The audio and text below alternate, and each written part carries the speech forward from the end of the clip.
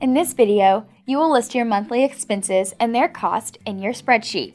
Making a list of each expense gives you a detailed picture of what you spend your money on. Spreadsheets are made up of rectangles called cells. A cell is a place where you enter data. Cells are organized into rows and columns. A row is a horizontal set of cells and is labeled with a number. A column is a vertical set of cells and is labeled with a letter.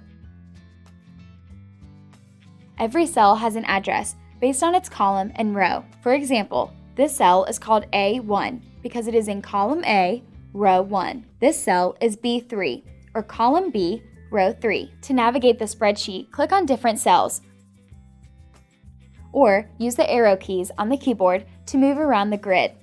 To edit the contents of a cell, click on it. A border appears around the selected cell. Type, then press Enter.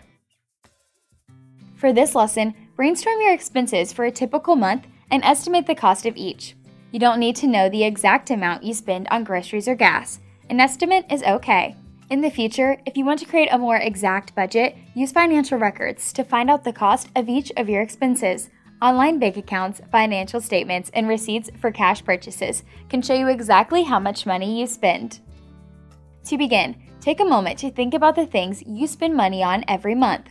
These things will range from bigger expenses like your rent, mortgage, or car payment to smaller expenses like your cable bill. Each month, you may make a few one-time purchases as well, such as a movie ticket or a dentist visit.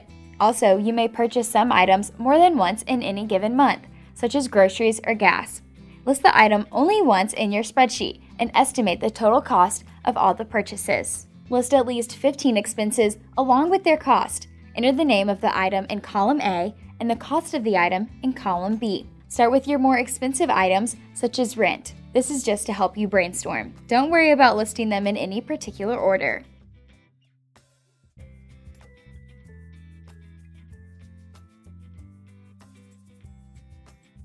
After you list your more expensive items, move on to your less expensive items, such as movie tickets.